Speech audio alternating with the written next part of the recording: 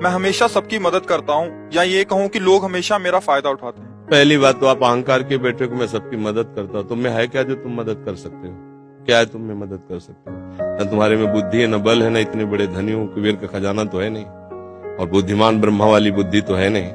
तो आप क्या मदद कर सकते हो किसी की? क्या मदद कर सकते हो? व्यर्थ का अभिमान क्यों रखते हो?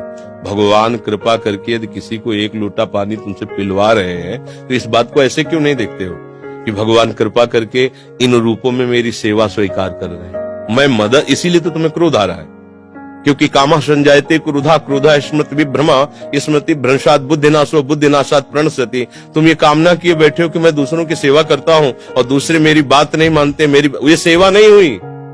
तुम उनसे सम्मान चाहते हो। हमने तुमको पानी पिलाया, तुम्हें प्रणाम करो, हमारी बात मानो, हमारे अनुकूल चलो। इसे सेवा थोड़ी कहते हैं। सेवा कहते हैं नेकी कर दरिया में डाल। सेवा कर दी, अब तुम गाली भी दोगे तो हमें स्वीकार है।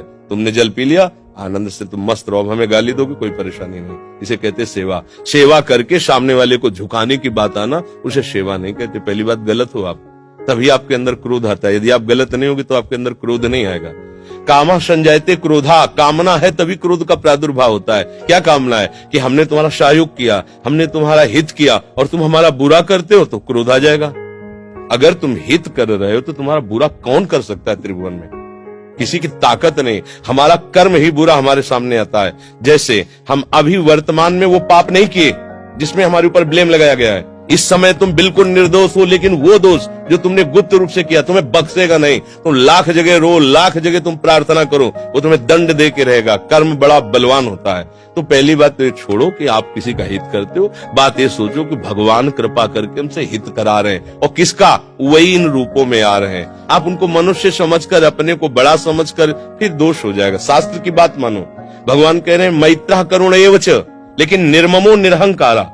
सबसे मित्रवत व्यवहार करो, ममता न करो, सबको सुख प्रदान करो, लेकिन अहंकार न करो। ये अहंकार ही तो क्रोध रूप में परिणित हो रहा भैया। दोष को खुद पकड़े हुए हो, दूसरों पे दोष देखते हो, कैसे सुधार होगा? बात सुनो, यहाँ मुंह छुपरी बात नहीं होगी।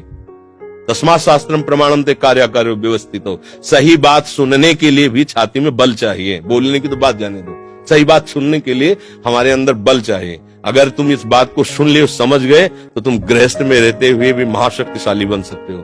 पर आज हम क्या है कि शक्ति खुद अपनी खो रहे हैं, इसीलिए क्रोधित हो रहे हैं। कमजोर क्रोधित होता है, बलवान क्षमावान होता है। बलवान क्रोधित नहीं होता है, कमजोर को क्रोध आता है, कामना युक्त को क्रोध आता है।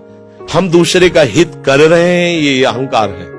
हम एक यंत्र हैं, भगवान यंत्री हैं, वो जैसा हमसे करवा रहे वैसा हो रहा है। हमें ये भावना रखनी है, हम करने लायक हैं। एक श्वास भी नहीं ले सकते इस तरह में, ऐसे भी नहीं कर सकते। अगर वहां से ऑफ हो जाए तो तुम एक श्वास नहीं ले सकते, फिर क्या होगा?